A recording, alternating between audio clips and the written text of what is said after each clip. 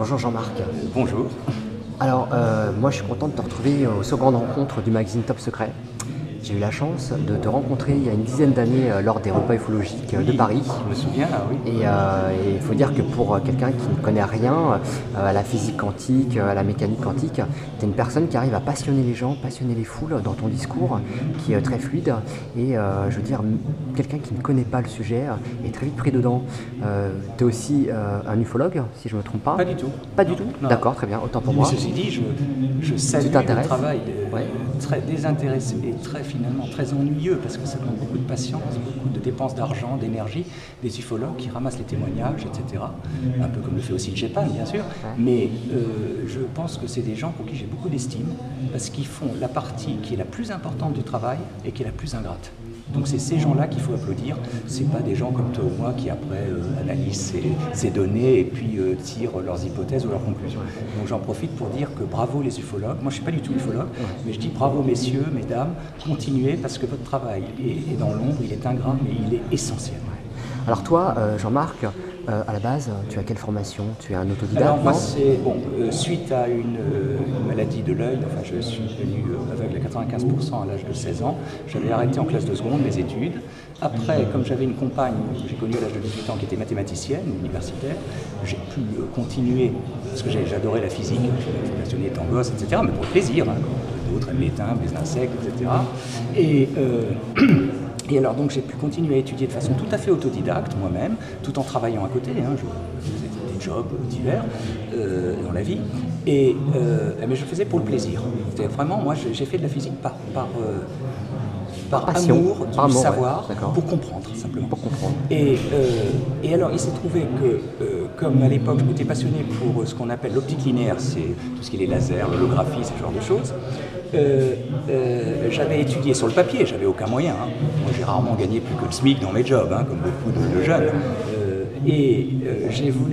J'ai étudié des choses qui intéressent un physicien. J'ai étudié par exemple comment diminuer le bruit de fond sur des faisceaux laser pour faire certains types d'images synthétiques. Enfin peu importe, je vais pas embêter tes amis avec ça.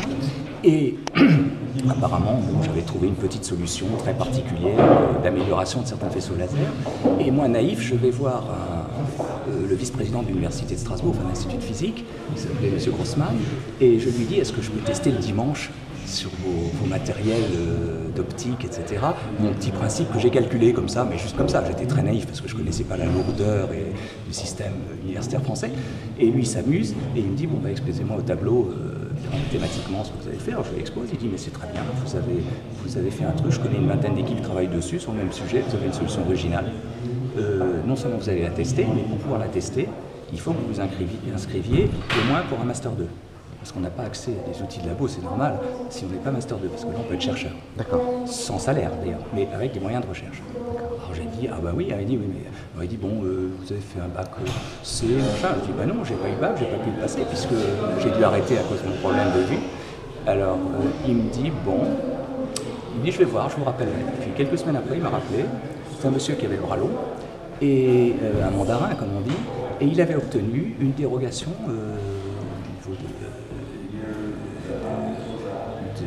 des ministères, si vous voulez. C'est très rare, mais ça se fait, une dérogation pour que je puisse passer, sans avoir fait le cursus habituel, en Master 2, à condition que je passe par une commission de laboratoire qui vérifie mon savoir. Là, il ne va pas prendre quelqu'un qui n'est pas au niveau, il ferait des bêtises, forcément. Et donc j'ai eu comme un petit examen, c'était une après-midi où des tas de chercheurs me posaient quelques petites questions pièges dans mon domaine. Ils ne me demandaient pas d'être un spécialiste en tout, mais ils voulaient voir si je maîtrisais le domaine de l'optique non linéaire, mon domaine, etc. C'est-à-dire l'optique quantique, si tu veux. Bon, j'étais à la hauteur, même si je l'avais fait de façon autodidacte. Sur le plan mathématique, j'ai pas de mérite parce que j'avais une femme mathématicienne. C'est le seul truc qu'on a du mal à apprendre tout seul. Hein. Je dis ça à mes autodidactes. Pour la partie, toutes les sciences, vous pouvez les apprendre seul, si vous êtes sérieux et travailleur. Les maths, il faut que vous ayez un mathématicien au moins, un ami qui vous aide, parce que sinon vous ferez des erreurs très graves de compréhension ou de sens. Alors moi, j'avais une compagne qui était mathématicienne, donc il n'y avait pas de problème, et ils ont été satisfaits, et donc j'ai fait une recherche très précise pour faire ce qu'on appelle les hologrammes synthétiques. C'est des hologrammes qu'on fait à partir d'images, de milliers d'images de base, peu importe. Bon, et puis après, une fois que j'ai fini ça, j'ai eu mon Master 2, je suis passé dans le privé, j'ai repris mon activité professionnelle, parce que bon, il m'avait dit vous pourriez éventuellement obtenir un poste de maître assistant, etc. J'ai dit mais ce serait pas juste parce que des gars qui font toutes leurs études, qui se privent de tout pendant 8 ans pour faire leur doctorat, etc. et qui attendent un poste, je vais pas leur prendre leur poste. Même si j'avais pu. Donc il n'était pas question que je fasse, je dis moi je suis ma vie, etc. J'ai jamais voulu des diplômes. Moi, ce qui m'intéressait, c'était de vérifier le petit truc que j'avais étudié, c'est tout. Est-ce que tu as développé des théories qui sont aujourd'hui, qui peuvent être vérifiées? J'utilise les théories existantes, par contre, je choisis celles qui me paraissent le plus rentables, disons, dans un but donné. Parce qu'il faut bien que tu comprennes qu'il n'y a pas un modèle. Tu as un certain nombre de lois de base que personne ne peut nier. Celui qui les nie, soit il est très ignorant, soit c'est un escroc. Peut-être pas volontaire, mais il faut être honnête, il y a des choses qui sont bien établies et qui le resteront. Par exemple, en mécanique quantique, les valeurs prévues dans les équations de mécanique quantique, plus on les vérifie pour justement les prendre en défaut, plus elles se confirment. Alors je dis bien, ça veut dire que les formules mathématiques, si tu veux, que tu utilises pour prévoir des états, des énergies, etc., sont justes. Par contre, ça ne veut pas dire que l'interprétation que tu en fais est juste. Mais le socle, si tu veux, de calcul est tout à fait juste et je défie quiconque de le remettre en cause. On peut peut-être le compléter, on peut peut-être avoir une expression plus simple plus tard, mais ça ne remettra pas en cause les valeurs prévues. Et donc, il faut être très clair là-dessus. Moi, ce que je remets en cause, je n'ai jamais remis en cause ça. Je suis moi-même dans le mainstream, comme on dit, le courant dominant. Mais en honnêteté, parce que moi j'ai rien à défendre, tu comprends, un chercheur il faut qu'il défende sa carrière, je comprends. Moi j'ai rien à défendre puisque j'ai fait ma petite carrière dans le privé, après j'ai conçu des planeurs de vol libre en aviation parce que j'adorais le vol libre, et des choses comme ça, j'ai conçu même des petits drones, des trucs d'aérodynamique, et aussi des trucs en optique, mais pour moi, enfin des trucs d'application qui ne sont pas des grands trucs scientifiques, c'est plutôt des choses pratiques si tu veux d'application. Mais ceci dit, j'ai continué toujours à étendre le champ de ma connaissance. D'accord. Alors comment ton champ de la connaissance t'a amené à t'intéresser au programme spatial clandestin américain? D'abord aux ovnis, et ensuite de là à l'hypothèse qu'il y aurait aussi des engins que nous fabriquons nous-mêmes, que les militaires fabriquent. Alors pourquoi? Alors la première chose, c'est que d'abord, comme beaucoup de gens, j'avais vu un ovni, c'était en 1970, pardon. Je me promenais avec ma mère et son chien dans une montagne qui s'appelle l'Ommersberg, qui fait 900 mètres dans les Vosges. Et tout d'un coup, on voit un dôme, c'est les ovnis en dôme, vous savez, vous regardez sur internet les types d'ovnis, il y a cette photo, c'est l'ovni en dôme classique, qui avançait en oscillant, comme le fait ma main ici, et le truc classique, vous voyez sur beaucoup de vidéos authentiques d'ovnis, rien de spécial. Par contre, l'intérêt, c'est que là, j'ai pu savoir qu'il était à peu près à 600-700 mètres de nous, parce qu'il est passé devant le sommet de la montagne. Sinon, il aurait pu être aussi bien à 10 km géant qu'à 1 mètre microscopique. On ne peut pas évaluer la taille comme ça. Et donc, ça, c'était le. Et alors, c'était un de ces ovnis, mais ce qui est intéressant, c'est que ce n'était pas du tout une boule de lumière ou des choses comme ça. C'était une coque en aluminium brillante, extrêmement nette, avec simplement une lumière dorée sur l'équateur, vous voyez. D'accord, Et c'est tout. Et l'engin oscillait comme ça, et tout d'un coup, il s'est un petit peu arrêté. Et il y a eu comme un flash, comme un petit flash photo, et il a disparu. Et alors, ce qui m'a intrigué, bon, moi je me suis douté que c'était les ovnis, parce que même nous, quand on était ados, on entendait parler dans les bandes dessinées à l'époque, des ovnis, etc. Donc, mais je n'étais pas intéressé vraiment au truc, je voyais comme tous les jeunes, en disant putain, si c'est vrai, c'est bandant, c'est super, comme dans les. T'avais quel âge à ce moment-là? Les Marvels. En 70, je suis né en 54, donc j'avais. Trentaine d'années peut-être? Non, beaucoup plus jeune. J'avais 16 ans. 16 ans, d'accord. Et alors, là, ça n'a pas été un choc, je ne peux pas dire que j'ai été sidéré. J'étais déjà d'une génération où quand on avait lu nos petits Marvels et autres, on disait ouais c'est chouette, c'est peut-être pour de vrai, mais sans plus. Et surtout ce qui m'a intrigué, par contre, je me suis dit peut-être que j'ai vu, je sais pas, un ballon ou quelque chose, mais en même temps ça ressemblait pas quand même. Et surtout mon chien était affolé, il hurlait à la mort en étant à plat ventre. J'avais fait pour un ballon. Et alors, et ce qui m'a intrigué aussi, c'est qu'à peu près 10 minutes après, j'ai vu passer 3 Mirage 3, tout blindés, dans le même axe. Alors, soit ils faisaient un vol d'entraînement, soit ils essayaient d'intercepter l'éco-radar, c'est possible. Ça, j'ai jamais pu avoir d'infos là-dessus. L'appareil en question, l'objet volant non identifié, n'était plus là. Non, il a disparu. Il a disparu, oui, tout à fait. Il volait lentement, ça suivant une ligne, puis d'un coup, paf, il y a eu un éclair, il n'était plus là. Je pense qu'il a accéléré tout simplement. Et alors, de ce jour-là, je me suis dit, bon, j'ai commencé à m'intéresser un peu aux ovnis, mais en achetant, à l'époque, on n'avait pas Internet, on n'en parlait pas à la télé ou à la radio, donc j'ai acheté ces bouquins noirs, là, Lafon, je sais plus quoi, c'était bon. Moi, comme j'étais un passionné de physique, ça m'agaçait un peu, parce que les types donnaient des témoignages passionnants, mais les interprétations qu'ils faisaient étaient... T'étais plutôt du genre à vouloir C'était avoir triste parce que la vérification des informations, peut-être avoir des... que quelqu'un soit pas scientifique, c'est pas un problème. Je veux dire, pour moi, je pense qu'un artiste est beaucoup plus riche quelque part qu'un scientifique, hein, ou que quelqu'un qui aime la physique. On est peut-être des gens un peu étroits finalement, pas très malins finalement. Je vois souvent beaucoup plus d'intelligence chez les artistes que chez les scientifiques. Mais il y a quand même une chose que j'admets pas, c'est que moi, ce que je demande, c'est de l'honnêteté. Oui. C'est-à-dire que c'est pas du tout un problème si, par exemple, un ufologue, par exemple, n'a aucune notion scientifique, c'est pas un problème, il peut être un excellent ufologue, mais il faut qu'il demande conseil à des gens. Bien sûr. Alors, évidemment, s'il le demande à des chercheurs en poste, ils ne voudront pas en parler, ils ne veulent pas foutre en l'air leur carrière, se ridiculiser. Mais il peut le demander à des étudiants, ils seront ravis. Il prend des étudiants d'une école d'ingénieur ou autre, qui a une bonne culture en physique, maths sup et tout, il assure. Quoi. Et il pourra lui dire, écoute, tu peux, même si tu ne crois pas aux ovnis, moi, tu vois, j'enquête, je te montre des cas, je te montre les enregistrements des témoins ou s'il y a des traces ou des photos et tu me dis ce que tu en penses, tu me donnes des idées. Quoi. Et ça, il y avait beaucoup d'ufologues à l'époque qui ne le faisaient pas. Maintenant, ils le font, hein, mais à l'époque, ce n'était pas le cas. Et moi, ça m'énerve un peu, ce qui fait que je peux dire que c'est pour ça que je ne suis pas rentré dans une passion pour l'ufologie, parce que j'étais toujours agacé par ce manque de rigueur et en même temps, j'admirais le travail de recueil, de renseignements que faisaient ces gens qui est admirable, hein, qui était déjà admirable à l'époque. Et alors, après, je suis tombé sur des bouquins en langue anglaise, parce que j'ai une moitié de ma famille qui vit aux États-Unis, donc je leur demandais de m'acheter des bouquins beaucoup plus complets qu'en France. Et alors là, déjà à l'époque, j'étais au courant de toutes les théories folles qui ne circulaient pas en France. Hein. Les trucs bidons, les fakes, hein, etc.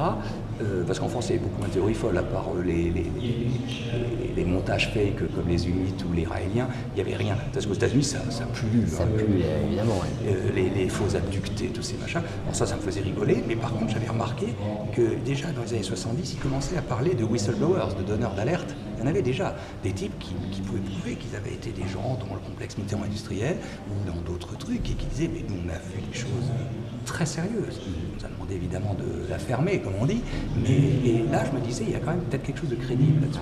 Et c'est là aussi qu'on entendait les premiers échos de gens qui disaient mais nous avons reproduit ces techniques. Nous en faisons aussi. Alors là je me suis dit ça m'intéresse. Parce que les extraterrestres ça ne peut pas m'intéresser. Pourquoi? Parce que tu ne pourras jamais aller plus loin que ce qu'on a vu. Je veux dire, tant qu'un extraterrestre ne vient pas en te disant je vais t'expliquer, je vais répondre à tes questions. On spécule, mais il y a rien de concret. En tournant. Alors je me suis dit par contre, quelle est la première étape? Une fois qu'on a établi que sur, disons, 100 cas, il y a un cas authentique d'OVNI. En 99 cas, on se gourre, c'est normal. Il y a tellement de phénomènes naturels artificiels qu'on peut prendre, tu connais le sujet, mais il y a quand même, disons, un cas sur 100 qui est un objet matériel, c'est-à-dire qui volant, et qui n'est absolument pas identifié. C'est-à-dire qu'on peut dire que c'est pas un truc naturel à nous, c'est pas un truc artificiel à nous. Là, qu'il soit extraterrestre ou pas, même s'il est très probablement, la partie extraterrestre ne nous intéresse pas, parce qu'on ne peut pas répondre. Tout à fait. On n'aura jamais d'éléments scientifiques. Par contre, on peut se poser des questions sur le moyen de propulsion. Bien sûr. Ça, on a de la prise là-dessus. Ouais. Et donc, je me suis penché là-dessus. D'accord. Il y a beaucoup de gens qui ne croient pas à l'existence des ovnis. Bien sûr, c'est très difficile. Ça paraît encore plus improbable pour ces gens-là de croire ou d'accepter l'évidence que nos gouvernements possèdent la technologie qui peuvent reproduire donc celle de ces fameux objets volants non identifiés, et c'est encore plus improbable pour ces gens-là de se dire que finalement certains de nos gouvernements ont eu déjà l'occasion et la possibilité d'aller sur Mars ou d'aller bien au-delà même. Tout à fait d'accord.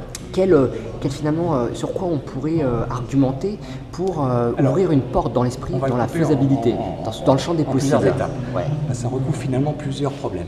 Alors, premier problème, savoir, Mars, les bases et tout, on peut en parler à la fin, mais bon, ça c'est très spéculatif, même s'il y a des témoignages, ça n'est que des témoignages. Et quelques photos planétaires, mais quand on voit des structures artificielles, ça peut très bien être extraterrestre, c'est pas forcément des militaires terriens ou autres qui font ça. Alors, on va commencer par le début. Les ovnis. Il y a toute personne qui a étudié le problème a la certitude, au sens de la certitude de la preuve scientifique, que ces engins ont un comportement piloté intelligent. Alors on peut imaginer que c'est soit des drones pilotés à distance, soit des engins avec des gens dedans. Mais dans les deux cas, peu importe, ils sont pilotés. Il s'agit d'engins artificiels. Et ça, tous les ufologues le disent, mais ils ont raison, c'est une certitude, c'est-à-dire que quelqu'un qui n'a pas étudié le dossier, je comprends très bien qu'il mette ça en cause, mais quelqu'un qui a étudié le dossier et qui continue à le mettre en cause est malhonnête obligatoirement. Parce qu'il y a des milliers d'éléments de preuve. Ce n'est pas une preuve, ni 100, c'est des milliers. Et là, je prends les cas les plus irréfutables, où il y a des traces au sol, traces hautement radioactives, par exemple, qui parfois persistent pendant 10 ans, où rien ne pousse. Tu peux nous citer un exemple, par exemple? Moi, je n'ai pas les trucs de comme Vance, etc. Mais ça, c'est à toi de retrouver. Hein, parce que je te dis, je ne fais pas d'ufologie, donc j'ai lu tous ces rapports. J'ai lu tous les rapports du GEPAN avec Denis, etc. Ils sont extrêmement sérieux, d'ailleurs, les rapports américains, etc. Et donc là, je renvoie les gens. Tu es un expert bien meilleur que moi dans ce domaine. Mais maintenant, à partir du moment où on sait qu'on a des objets artificiels, on s'en fout de savoir d'où ils viennent. Supposons extraterrestres pour se simplifier la vie, mais ce n'est pas forcément, qui se propulsent. Moi, ce qui m'intéresse, c'est pas de savoir d'où ils viennent, puisque je ne peux pas le savoir. Ouais. Jusqu'au moment où soit des types qui les auraient rencontrés nous le diront, ou moi j'aurais un type en face de moi qui me dit, mon vieux, je vais te dire d'où je viens, bah, moi j'en sais rien. Mais toi, plutôt comment ils fonctionnent, c'est ça qui t'intéresse. Voilà. Alors je dis, on peut commencer par là, parce que là on a une prise dessus. Ouais. Parce que finalement, c'est un salon du Bourget d'OVNI tout le temps. Ils nous font des démonstrations en vol absolument époustouflantes, ou même au sol, profitons-en. Comment faisaient les agents de la CIA, etc., pendant la guerre froide? Ils allaient au défilé de Moscou chaque année pour la Révolution, où il y avait toute la chasse soviétique qui circulait. Ils ne pouvaient pas toucher ces avions, évidemment, on ne les a jamais laissés rentrer sur une base, mais ils filmaient, ils photographiaient à gogo depuis la tribune des invités, et si tu savais le nombre d'informations qu'ils extrayaient sur ces avions, tu hallucines. Et ben moi j'ai fait la même chose, ce qu'on appelle de la rétro-ingénierie à distance, évidemment, on prend des photos, des témoignages, et j'ai commencé là-dessus. Alors moi j'ai beaucoup, comme tout le monde, barboté en ayant plein d'hypothèses. Alors bon, certaines personnes, effectivement, et je les comprends, on dit, bon ben qu'est-ce qu'on aurait dans les choses qu'on maîtrise nous? On pourrait faire de la prospection lorentzienne, à force de Lorentz, ce qu'on appelait il y a 40 ans la MHD, mais enfin qui ne s'appelle plus comme ça s'appelle la prospection magnétoplastique ou lorentzienne, c'est le terme scientifique. C'est-à-dire on fait des champs électriques, magnétiques, et puis on accélère de l'air, un gaz, n'importe quoi autour, et ça nous permet de tracer en n'ayant pas de banque sonique, donc de choc qui nous freine, etc. Bon, ce serait, pourquoi pas? Il y a des tas de chercheurs, pas seulement M. Petit, mais plein d'autres dans le monde qui ont défendu ça, surtout dans les années 50, puis au début des années 60. Mais ça ne tenait pas le coup à cause des manœuvres extrêmes. C'est-à-dire que ces manœuvres excluaient ça. Bon, déjà, pour des pilotes, ils auraient été complètement écrabouillés. Ah oui, c'est sûr. Ouais. Mais, alors, il y a des gens qui me répondaient, oui, mais tous ces gens qui voient des techniques que nous connaissons assez anciennes, la propulsion lorentzienne, on l'expérimentait déjà au XVIIIe siècle, c'est pas nouveau. Mais les expériences comme ça, de propulsion, de mettre un fluide en mouvement par des champs électromagnétiques, c'est très vieux.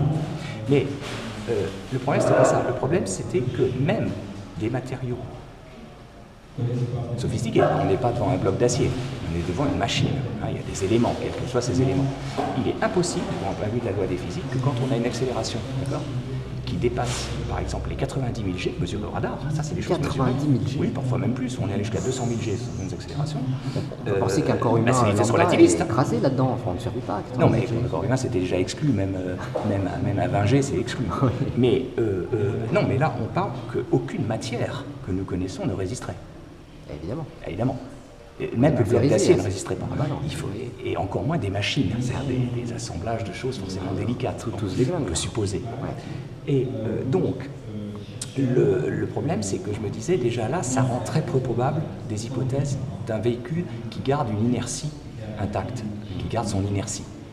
Donc, il faut aller chercher dans des directions où on peut, d'une manière ou d'une autre, annuler cette inertie. D'accord ? Alors, pendant des années, je me disais, je n'ai pas d'hypothèse de travail.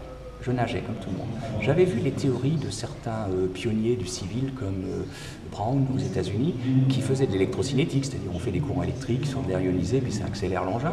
On sait que les Américains ont même expérimenté certains avions comme ça labo pour voir ce que ça donnait. Bon. Mais, et puis les amateurs font des petits lifters avec du papier d'alu, etc. Mais ça ne rend pas compte justement toujours de ce problème des accélérations, etc. Et puis en plus il faudrait des centrales d'énergie qui pèseraient des millions de tonnes pour pouvoir donner le courant pour aller aux vitesses où on les voit faire. Voilà. Donc c'est pas réaliste. Alors, et je me disais, mais il n'y a pas des théories d'antigravité. Et puis là, je me suis rappelé, moi j'étais passionné de relativité restreinte et générale. Comme ça m'intéressait, parce que comme d'autres se passionnent pour, vous savez, qui se passionnent pour un truc en maths, d'autres qui se passionnent pour un truc en physique. Moi, je trouvais ça très intéressant, j'adore les géométries de Minkowski, etc. C'est élégant, c'est joli, c'est beau. Ça ne veut pas dire que l'univers est comme ça, mais ça veut dire que c'est mignon. C'est comme les artistes qui aiment, je sais pas, le baroque ou autre. Et alors, et donc, je me suis dit, voyons ce que les relativistes nous propose. Est-ce qu'il y a une possibilité? Eh bien oui, il y en a. C'est-à-dire que par exemple, certains grands spécialistes en relativité générale, qui sont à des années-lumière au-dessus de nous, c'est le cas de le dire en relativité, on va montrer qu'en dérivant certaines équations de champ d'Einstein, on pouvait établir que par exemple un caillou, par exemple un astéroïde, qui serait éjecté à des vitesses de par exemple 80% de la vitesse de la lumière par l'explosion d'une étoile par exemple, ça peut arriver, hein. Ouais. Et supernova ou autre, il y a des cailloux qui se baladent à des vitesses relativistes dans l'univers. Vaut mieux pas qu'on les rencontre, mais enfin ils se baladent. Je crois que c'est entre des étoiles, donc on n'a pas trop à craindre. Ouais. Et alors, il y avait des spécialistes en relativité, des cosmologues en relativité, qui avaient dit nos équations montrent qu'il y a un cône d'antigravité devant ce truc. C'est dû à la déformation de la courbure d'espace-temps dans la symbolique relativiste, et qui montre que dans cette zone, il y a une antigravité. Alors ils allaient même plus loin, ils rêvaient, ils disaient si on arrivait à arriver là, à se mettre devant, on part avec lui. D'accord. Bon, comme pour se mettre devant, il faudrait déjà aller très loin, ça mettrait beaucoup de temps. Mais enfin, ça montrait. Alors là, je me suis dit, tiens, c'est bien, ça veut dire qu'on a des pistes rigoureuses. Donc la piste là, en l'occurrence, c'est J'ai vu l'antigravité. qu'en mécanique quantique, il y avait un certain nombre de chercheurs qui avaient montré qu'il pouvait exister des états sans que la matière se désintègre. Parce qu'évidemment, tout le monde disait, si on perd de la masse, c'est que ça se transforme en énergie. Mais non, il y a des cas où la structure atomique reste intacte et où elle peut perdre de la masse et de l'inertie. C'est pas qu'elle la perd, c'est qu'elle s'isole en quelque sorte de la communication avec le reste de l'univers. Alors, il y a des gens qui ont montré que, par exemple, si on pouvait créer, par exemple, une sorte de pellicule qui coupe l'information quantique, on pourrait le faire. Alors, par exemple, certains ont montré que si on faisait un champ de lumière multifréquence, par exemple avec des lumières cohérentes sur un laser, autour d'un vaisseau sans aucun trou, ce vaisseau serait littéralement isolé de l'univers au point de vue des échanges d'informations. D'accord. Vous savez que la mécanique quantique, c'est surtout une théorie de l'information. On décrit veux les dire choses qu'en par fait, des échanges de notre vaisseau serait isolé de toutes les lois de la physique. Non, il ne serait pas isolé des lois, mais il serait dans son propre système. D'accord. Des lois habituelles, et il n'aurait plus à subir un échange d'informations lui interdisant certaines lois avec l'extérieur. Donc, par exemple, il couperait l'infogravité, par exemple, pour faire très simple. Bon. Alors, c'est spéculatif, mais pourquoi pas? On a Alcubierre, ça tout le monde le cite sur Internet, qui avait montré qu'il n'est pas du tout interdit par aussi bien les équations de la relativité générale, enfin spéciale et générale, que par tout un ensemble de conséquences théoriques du modèle standard en mécanique quantique, d'envisager qu'un vaisseau, à condition qu'il dispose d'une énergie suffisante et surtout d'une masse suffisante, par exemple un petit trou noir, ne puisse pas déformer l'espace-temps de façon à faire une vague sur laquelle il se propulse, qui lui autoriserait même peut-être d'aller plus vite que la vitesse de la lumière. C'est-à-dire qu'il ne serait plus soumis à cet interdit absolu de la vitesse de la lumière. Il tricherait en quelque sorte. Ouais. Et alors, tout ça me faisait commencer à me faire dire on a peut-être une possibilité un jour de creuser ça, d'avoir une modélisation théorique satisfaisante pour expliquer ces ovnis. Et puis finalement, le problème c'est que toutes ces théories, aussi bien en mécanique quantique, etc., décrivent bien des possibilités d'antigravité, mais ne nous donnent aucune piste pour le faire pratiquement, ou alors avec des moyens tellement énormes que même l'humanité avec tout son budget ne pourrait pas le faire. Aujourd'hui, est-ce qu'on peut fabriquer de l'antigravité? Voilà, alors par contre, ce qui m'a attiré, alors ça c'est beaucoup plus tard, j'ai mis beaucoup de temps à découvrir ça, c'est dans les années 80, je me suis aperçu que dans l'histoire, je repenchais un peu sur l'histoire des sciences, il faut toujours aller voir dans l'histoire des sciences. Et je me suis aperçu qu'il y a plein de petits bricoleurs dans leur coin, qui n'ont aucune science, qui avaient obtenu des effets de réduction de masse et d'inertie. Et ça ne fait aucun doute. Alors les plus récents, on les voit abondamment sur Internet, c'est Hutchison, H-U-T-C-H-I-S-O-N. Alors je précise que plus de 750 physiciens, dont des mandarins, ont été voir son labo dans son appartement, et donc il n'y a aucune tricherie, c'est avéré, mais par des centaines de Cette scientifiques. personne est toujours... Oui, c'était toujours. en quelle année? Il est au Canada, là. En ce moment. Il a commencé au début des années 80. D'accord, très bien. Ça fait plus de 30 ans qu'il opère dans son appartement. Et on peut laisser des gens travailler sur ce genre de procédé, c'est la jeune personne? Ah bah Hutchison, il dit lui-même qu'on lui a piqué 3 fois son matériel, l'armée. Pourquoi? Parce qu'une première fois, il avait des armes de collection anciennes, et c'est vrai que c'était pas très légal, mais tout le monde sait qu'en France, il y a aussi plein de gens qui ont de belles vieilles armes qui sont pas tout à fait légales, sans pour être des criminels pour autant. Et alors, ils ont pris ce prétexte parce qu'ils sont venus lui confisquer ses armes, ce qui était tout à fait légitime. La loi est la loi pour tout le monde. Mais ils ont confisqué tout ton labo, ça, ils n'avaient pas le droit. Il a fait un procès qu'il a gagné, mais ils n'ont jamais rendu le matériel. Comme c'est un type qui n'est pas très riche, il a mis des années à le composer. C'est briquet de broc, il a acheté des vieilles antennes radar, des trucs comme ça. Enfin, c'est vraiment archaïque. Vous verrez sur la tête, il y a des photos de son labo, c'est vraiment le professeur tournesol, quoi, je veux dire.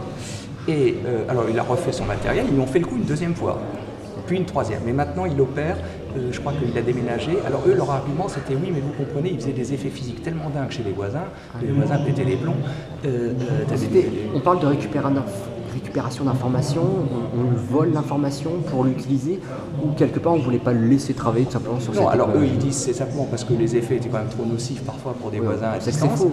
Ce qui est peut-être vrai d'ailleurs, parce que lui il fonctionne de façon empirique. Alors lui qu'est-ce qu'il fait? Il prend il fait des ondes stationnaires, c'est-à-dire qu'on envoie deux ondes de même fréquence qui forment une onde stationnaire. Imaginez le cerceau dans l'eau, l'eau converge, les vagues convergent vers le centre, rebondissent et reviennent sur les vagues qui ont convergé en divergeant.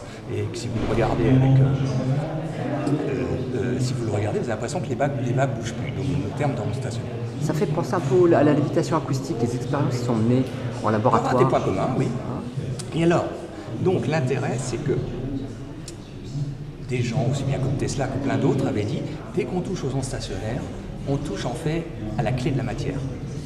Or, il faut savoir que jusqu'en 1904, la physique était très unie. Il n'y avait pas de plusieurs théories incompatibles. On avait une théorie cohérente qui passait par Huygens, qui a décrit les ondes, Descartes et Huygens qui ont décrit les ondes. Ensuite, on a eu Fresnel, Augustin Fresnel. Ensuite, on a eu Maxwell qui s'est occupé de la partie spécifique des ondes électromagnétiques pour les mettre en équation. Ensuite, on a eu Lorentz qui a le premier établi le principe de relativité. Einstein s'est un peu attribué tout seul, enfin il n'était pas le seul, hein, il l'avait fait bien avant lui. Et Poincaré, le frère du président Poincaré, qui est un des plus grands mathématiciens de l'histoire et physiciens de l'histoire français qu'on a un peu oublié, qui lui avait fait la première théorie complète de la relativité restreinte.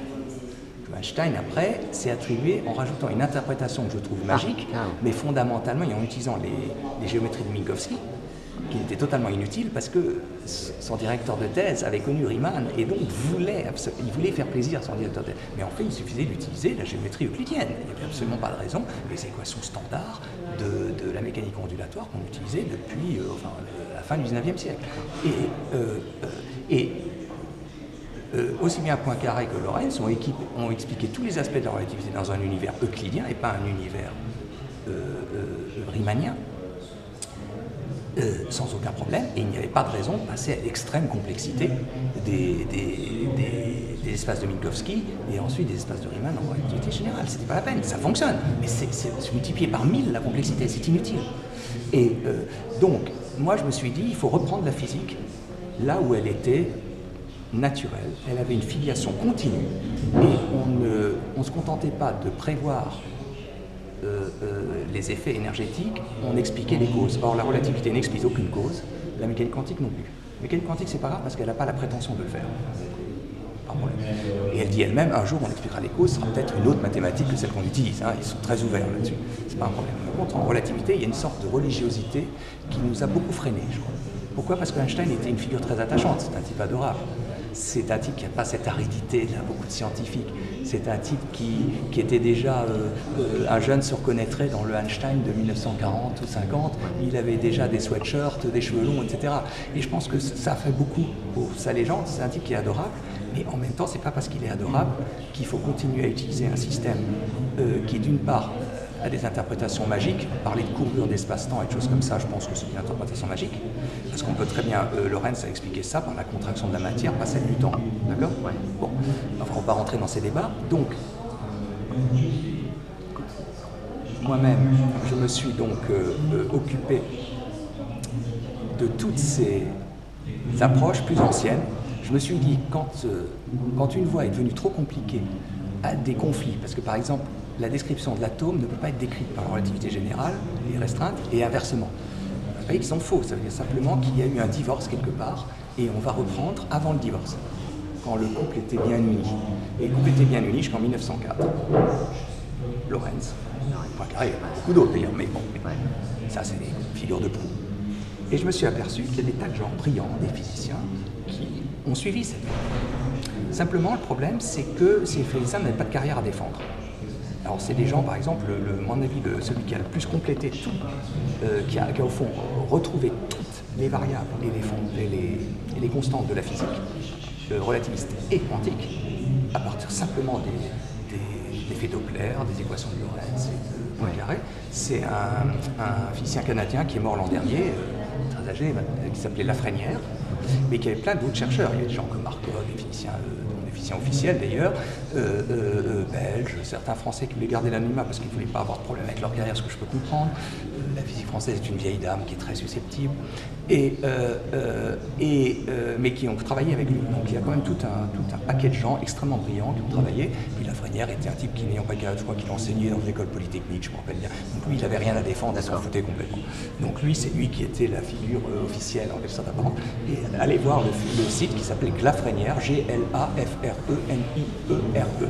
qui explique de A à Z. Alors bon, il y a l'explication de base, mais c'est quand même fait pour des gens qui ont, disons, je dirais, à l'arrivée à un niveau 3e cycle, même si les mathématiques utilisées sont simples, parce que les mathématiques de Lorentz ou de Poincaré sont simples, mais les concepts sont quand même très évolués.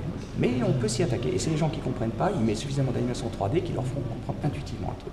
Et alors ça, c'est de la physique pure et dure, qui est même beaucoup moins, d'une certaine manière, fantasme que la relativité. On est en mécanique pure, la vraie, hein. C'est inattaquable. Et on s'aperçoit qu'on peut décrire la totalité de la matière sans aucun problème.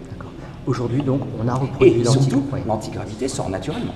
C'est-à-dire qu'on montre, j'explique très simplement, on montre que le problème, bon, je précise qu'il y a une loi en physique, c'est le principe de conservation de l'énergie, que les physiciens appellent le théorème de Noether, qui le décrit, c'est qu'il y a toujours équilibre d'énergie dans l'univers. Tout est équilibre, sinon il pèterait au niveau de l'univers. Donc, tous ceux qui vous disent qu'il y a des violations de la loi de conservation de l'énergie, c'est faux. Vous pouvez être certain à 100% que c'est faux, c'est faux. De même qu'il n'y a pas d'énergie libre, gratuite, etc. Mais par contre, il y a des moyens plus intelligents d'utiliser tout ça. Alors, si vous voulez, en fait, l'univers, on prend l'univers pour vide. Ça n'a jamais été démontré, c'est un parti pris. Les expériences de Michelson indiquent simplement que l'éther du 19e siècle fait de billes ou de miel, si vous voulez, assimiler l'image comme le miel, comme une sorte de pâte homogène ou de liquide, de billes, etc. Et évidemment que ça n'existe pas, il n'y a pas de vent d'éther ni rien, et ça Michelson l'a bien montré, c'est tout à fait exact. Mais ça ne veut pas dire que c'est vide. Parce que qu'est-ce qui se passe? C'est qu'on sait par la mécanique quantique que les particules émergent. Vous savez qu'en dessous de la longueur de Planck, qui est la fréquence la plus élevée qu'on connaisse dans le monde physique, on sait qu'il y a la mer de Dirac. Dirac avait découvert ça, qu'il y a des tas de fluctuations qu'on met en évidence pour ceux qui sont scientifiques dans l'expérience dite de Casimir, qui prouvent que le vide, entre guillemets, est un bain d'ondes. C'est pas un éther, il n'y a pas d'éther. L'éther, c'était autre chose, c'était une sorte de matière. Là, on parle d'ondes, simplement. Ces ondes, c'est des poussées, d'accord? Et ces poussées, effectivement, créent tout un système d'ondes qui est son propre médium, en quelque sorte. Il n'y a pas besoin de trouver la poule ou l'œuf, en fait. Ouais. C'est à la fois l'œuf et la poule, en réalité. Et l'œuf, en créant sa poule, crée en quelque sorte les autres œufs. Voilà. D'accord. Et ça explique le Big Bang. Ouais. Et ça explique l'espace et le temps. L'espace, c'est des ondes stationnaires, de ces vibrations fondamentales qui sont à la longueur de Planck, c'est-à-dire 10 puissance 33 mètres, qui est la fréquence la plus élevée qu'on connaisse, et pour cause, c'est celle de l'espace-temps, et qui génère après des ondes secondaires de basse fréquence qui forment les électrons, qui eux-mêmes forment la matière et tout le reste. Et donc, la gravité, c'est simplement que les ondes de cet espace-temps sont planes, parce qu'elles viennent de l'infini, de tous les points. Les ondes de la matière, elles sont stationnaires, mais elles émettent aussi les ondes propagatives, tous les champs qu'on connaît, sont des ondes de petit diamètre. Tout petit, c'est très rond. C'est comme les ronds dans l'eau, vous êtes près de la source. Et que, à force, à énergie égale, et force égale, une onde plane, ça tous les acousticiens et les opticiens le savent, une onde plane exerce une pression d'onde légèrement plus élevée qu'une onde courbe. Mais à force égale, on ne viole pas le théorème de Noether. Cette petite différence, c'est pour ça que la force de gravité nous paraît si petite par rapport aux autres. Tous les physiciens te diront ça, la force de gravité, elle est bien faible. Vous vous demandez pourquoi. Ben voilà, petite différence de pression. Et que donc, si on peut augmenter d'une manière ou d'une autre la contre-pression de la matière, que ce soit une partie ou un objet, on a ce qu'on appelle l'antigravité. C'est très simple en fait. Donc cette antigravité, aujourd'hui elle est acquise, eh bien, bon, maîtrisée. Et en tout cas maîtrisé par d'autres que nous, ça c'est certain, parce qu'on voit des ovnis. Mais je parle par nous. Alors, il se trouve qu'il y a des tas de chercheurs empiriques, des types qui étaient probablement des nouilles en physique, qui ont fait des montages empiriques, on cherche, et puis ça bidouille, et ça marche comme Hutchison. Et ça marche très bien. Et alors, moi je pense que s'il y a des petits mecs comme toi ou moi, d'autres qui ont fait de la bidouille dans leur cuisine, et que ça marche, je me doute que l'armée, elle, a dit, si des connards comme ça font de la bidouille, nous les gros avec nos milliards de dollars, on va le faire aussi. Bon.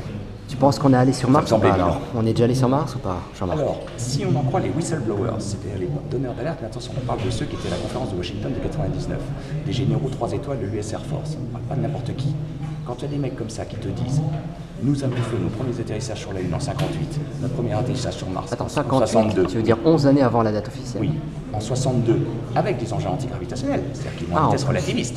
C'est-à-dire, imagine des engins où tu fais Terre-Mars en moins de 30 minutes. Mais alors, Apollo, tout ça? Par exemple, à 80 ou 90% de la vitesse de la lumière. Donc tu remets en cause l'atterrissage officiel du 21 juillet 69? Moi, je ne remets rien en cause. Je dis simplement qu'on a des whistleblowers très sérieux, d'autres indices, certains ont trouvé des indices documentaires, etc., des recoupements, qui semblent montrer que ça n'est pas forcément impossible. Ou ces types disent tous des conneries, mais alors pourquoi vous voulez que des gens qui risquent leur vie, ils le disent, certains ont été réellement menacés, on peut le prouver, et pris des risques pour une gloriole qui me paraîtrait bien éphémère s'ils finissent mal, auraient pris ce risque pour ça. Ça me paraît idiot. Alors moi je ne dis pas que c'est une preuve, je dis simplement, dans ces cas-là, on fait des enquêtes sérieuses pour beaucoup moins que ça. C'est ce qu'on appelle des indices convergents qui méritent une enquête sérieuse. Voilà. Bon, moi ça me donne un peu le vertige, tout ce que tu racontes. C'est vraiment, je pense, pour moi et pour les gens qui sont novices dans tout ça, ça veut dire que là, avec tout ce que tu es en train de nous dire, on pourrait penser que finalement l'homme a déjà été bien au-delà de notre système solaire avec une telle maîtrise de technologie. Ça ne veut pas dire qu'il l'a fait, mais tout est possible. Tout est possible. Et alors ce qui est très, très intéressant, c'est que, par exemple, beaucoup d'astronautes, par exemple, qui sont tenus au secret militaire. Tu peux nous donner un nom, par exemple, un exemple? Tous, que ce soit Mitchell, que ce soit Armstrong, etc., ont tous à demi-mot dit qu'ils avaient rencontré des véhicules extraterrestres, et certains ont même fait des allusions en disant certains étaient peut-être des nôtres en fait. Hein. Bon. Et ils ne le disaient pas clairement, c'est toujours en off, par des allusions indirectes. Moi je me souviens que j'ai c'est des cousinages mais tellement lointains, qui s'appelait Rusty Schweikart, qui essayait de l'EM lors de l'Apollo 9. Il n'a pas été sur la Lune ni autour, il a seulement fait les essais en orbite terrestre. C'est moins expliqué, mais il faisait partie de tout le groupe des mecs d'Apollo. Et c'est un petit astronaute du programme Apollo. Les plus gros, c'est ceux qui ont été sur la Lune, évidemment. D'accord. Mais ceci dit, il était dans le staff, comme on dit. Hein. Et alors lui, comme c'est un très lointain cousin, il se trouve dans les années 70, il avait fait une réunion en Alsace, il avait été invité évidemment. Alors il y avait tous les cousins, arrière-cousins, etc., des patelins alsaciens de sa famille qui étaient d'origine alsacienne avant de s'installer aux États-Unis, et il y avait un grand dîner qu'on avait fait dans un bon restaurant à Alsaco. Et alors moi, quand je parlais l'anglais, beaucoup venaient de la campagne, ne parlaient pas bien l'anglais, alors moi j'en ai profité pour un peu discuter avec lui, et je lui ai dit, écoute, c'était 3 ans après la fin du programme Apollo. Je lui ai dit, écoute, on va pas se le cacher, les 3 derniers vols, ils avaient construit les fusées. Les fusées, ça leur coûtait beaucoup plus cher d'avoir fait le vol. Donc ne me dis pas que c'était pour des questions de pognon qui n'ont pas fait le vol, ça coûtait plus cher d'arrêter que de ne pas les utiliser. Puisqu'on avait payé tout le monde, tout était payé, alors autant les utiliser. Alors j'ai dit, moi l'histoire, on n'avait plus de fric pour ça, c'est une foutaise. Je crois pas, Et alors lui, il m'a dit, écoute, tu sais très bien que je suis un militaire, la plupart des astronautes Apollo, presque pas tous, mais presque tous étaient des militaires gradés, de la Navy, de Air Force, etc. Donc ils avaient un serment à la nation qui était sacré, ils n'allaient rien révéler, cela il ne faut pas compter. Alors il m'a dit, tu me dis bien que je n'ai rien à te dire, surtout un type comme toi. Et de toute façon, je respecte mon serment. Alors je lui ai dit, écoute, je ne te demande pas de trahir ton serment et de toute façon tu ne le ferais pas. Mais je lui ai dit, est-ce que tu peux me dire simplement, comme on dit, donner un indice sans rien trahir? Et il a donné une phrase que je trouve extraordinaire. Et j'ai découvert récemment que d'autres astronautes avaient fait la même chose. C'est une phrase extraordinaire. Il m'a dit, we weren't welcome. Nous n'étions pas les bienvenus. Il ne m'a rien dit, il n'a rien trahi. Mais moi, j'ai l'impression qu'il nous a tout dit, en fait, dans cette phrase. On peut l'interpréter comme on veut, parce que quand on dit nous n'étions pas les bienvenus, alors évidemment, les gens les plus hostiles à toute théorie d'extraterrestre ou de quoi que ce soit, d'aliens, diraient « Oui, mais mon pauvre Jean-Marc, tu rêves encore, tu prends tes désirs pour des réalités. Le type, il t'a certes dit ça, mais ça peut dire que peut-être qu'il y avait tellement de radiation sur la Lune qu'avec nos technologies, nous n'étions pas les bienvenus, sous-entendu, les conditions sont tellement hostiles sur la Lune, la gravité n'est pas suffisante pour qu'on ne perde pas son calcium, on pourra imaginer ce qu'on veut. Peut-être qu'il a voulu dire ça. Mais moi, je pense qu'il a voulu dire surtout, nous n'étions pas les bienvenus, sous-entendu, il y avait du monde, il y avait peut-être pas envie. Et alors, les gens vont dire, ah oui, ça veut dire qu'il y a plein d'extraterrestres qui sont absolument méchants et qui nous disent, tirez-vous les primitifs. Pas du tout. C'est une interprétation qu'on peut faire. Mais on peut aussi faire une troisième interprétation. Je vous rappelle, première interprétation, les conditions naturelles sont tellement hostiles qu'on n'est pas les bienvenus, c'est-à-dire qu'on ne peut pas y rester, d'accord? Deuxième interprétation, il y a des gens extraterrestres qui n'ont pas envie qu'on reste. Troisième interprétation, tu as des gens terrestres qui se sont déjà installés et qui n'ont pas du tout envie que des technoprimitifs de la NASA viennent les emmerder, d'accord? Par exemple des militaires. Voilà, c'est les 3 interprétations qu'on peut faire. Alors je ne dis pas que la mienne est la bonne. Moi, mon interprétation, c'est l'armée américaine ou plusieurs armées, ça peut être peut-être tout l'OTAN, je ne sais rien, mais en tout cas des forces de type militaro-industriel sont déjà installées là, avec des technologies antigravitationnelles, et ils n'avaient pas du tout envie qu'un espace civil, plus tard commercial, d'abord étatique et commercial après, aille éventer le gâteau, quoi. Voilà. C'est mon hypothèse, mais ça n'engage que moi. Okay. J'ai peut-être totalement tort. Okay. Et moi, à force d'avoir vu comment ça se passe dans ces milieux, tout le monde le connaît, je dis ça ne m'étonnerait pas. Mais j'ai peut-être tout tort. Merci beaucoup Jean-Marc. Voilà. C'était très enrichissant. Est-ce qu'il y a un site où les gens qui s'intéressent un peu à tes travaux peuvent aller voir? Non, il n'y a pas de travaux. Moi j'ai simplement fait une série de petits articles sur ce que je pensais des protos secrets américains. Okay. Anti-Hussein et non, d'ailleurs, et non dans anti-Hussein. Mais j'ai pas de site. Moi, je m'occupe tout à fait autre chose. J'ai continué mes travaux dans d'autres domaines qui n'ont aucun rapport avec l'antigravité, etc. Non, je pense que ce qu'il faut... Alors, je conseille le site de Lafrenière parce que là, on a de la science pure et dure qui, à mon avis, représente la voie que va reprendre la physique au XXIe siècle et qui nous débloquera tous ces genres d'énergie. On pourra le faire très facilement, sans aucune difficulté. Ce sera aussi courant que l'électronique ou l'aérodynamique. Donc, allez voir le site de Lafrenière, GL. Hein. Deuxième chose, pour les sites parlant d'armes secrètes américaines, je pense que le projet Disclosure, Project Disclosure, ça veut dire projet de dévoilement, de révélation. Project Disclosure est intéressant parce que Project Disclosure ne prend que des gens qui ont un passé très élevé dans l'armée, dans la science, et on a tracé leur curriculum. D'accord. Alors ces gens peuvent dire des conneries, c'est peut-être même des gens qui veulent nous désinformer, sait-on jamais. Tout est possible en matière de géopolitique, de trucs militaires, etc. Tout est possible. Mais en même temps, quand on voit les risques qu'ils ont pris, les inconvénients qu'ils ont eu après, et les postes élevés qu'ils ont... Avant, je disais, pourquoi ils sont masochistes, je sais pas, mais pour moi, il y a un accent de vérité, surtout que ces sites Project Disclosure, Disclosure Project plutôt, ils te mettent les vidéos de toutes ces conférences faites à la Maison de la Presse de Washington. Et tu vois que ces types sont sincères. Ou alors c'est des acteurs fabuleux. Il faut leur faire une carrière dans Hollywood. Voilà. Merci Jean-Marc, encore une fois de plus. On espère peut-être aux prochaines rencontres, peut-être 3e édition. On espère, on aimerait bien parce que c'est vraiment passionnant et on est vite pris dans le sujet. En tout cas, merci encore. Mais attention, je dois dire, alors une dernière chose si tu me le permets. Moi, ce que j'invite, c'est surtout des jeunes, ils ne sont pas obligés de le faire nominalement. Moi, par exemple, comme j'ai pas de carrière, j'ai rien, hein, je suis quelqu'un qui est complètement un homme très simple, etc. J'ai subi ce que subissent tous les gens qui sont honnêtes dans ce domaine. C'est qu'on a des campagnes de diffamation, c'est classique, mais c'est normal. Hein, je veux dire, on n'en choque pas parce que de toute façon, dès que l'on sort des choses qui heurtent le train-train habituel, c'est normal qu'il y ait des réactions et c'est très bien. Je ne suis pas contre. Hein. Mais donc les jeunes, s'ils ne veulent pas, parce qu'ils ont une carrière à défendre, ils ont une vie à construire. Mais quand je vois des jeunes ingénieurs, etc., il y en a certains qui m'avaient appelé, je leur disais, mais foncez, simplement faites-le sous l'anonymat. Vous n'avez pas besoin, n'espérez pas une célébrité un jour où on dira c'est le mec qui a redécouvert l'antigravité. Faites ça pour servir l'humanité. Il faut servir son prochain. On peut servir son prochain comme l'abbé Pierre, on peut servir son prochain comme l'homme ou la femme qui va aider des petits jeunes en banlieue qui ont du mal à lire et à écrire. Eh bien c'est une aide qui est tout aussi noble, tout aussi humaine, d'essayer de comprendre en se trompant, en ayant raison parfois, tort d'autres fois. Et je trouve qu'au lieu de rigoler, de ricaner ou d'injurier les gens qui font ça, ils ont le droit à l'erreur, c'est nouveau. C'est des gens qui finalement font beaucoup de sacrifices, je pense à tous les enquêteurs, les ufologues, etc. Moi j'ai une immense estime pour ces gens, même si parfois on rigole, on dit arrive à des conclusions, mais ça c'est un peu le mépris des riches face aux pauvres. Vous voyez, et je dis, alors je dis aux jeunes, n'ayez pas peur, vous vous protégez pour votre carrière à l'ère d'Internet. Vous prenez un pseudo comme vous faites sur Tweet ou autre. Hein, allez-y. Et allez-y. Et vous, même si vous faites super-héros, INSMA, c'est les grandes écoles, l'aviation, ou même si vous faites Polytechnique, vous le faites sous le coup de l'anonymat, mais vous ferez profiter. Et on fera avancer les choses à un autre niveau. De votre science. Vous ferez avancer les choses.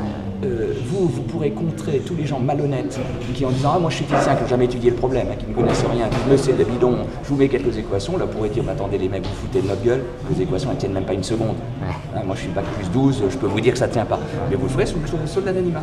Et vous ferez avancer les choses. Et je pense que c'est comme ça qu'il faut procéder.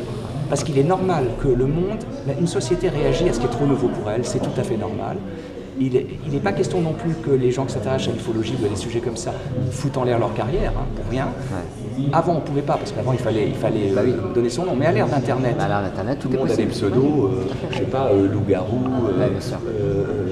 je sais pas, ovni doré ou ce qu'on veut, et puis on ne saura pas qui vous êtes. Bah. Par contre, vous ferez profiter votre prochain de votre savoir, de votre compétence, et vous aiderez l'humanité, ou même, c'est aussi important que de faire de l'humanitaire en Afrique, Ok.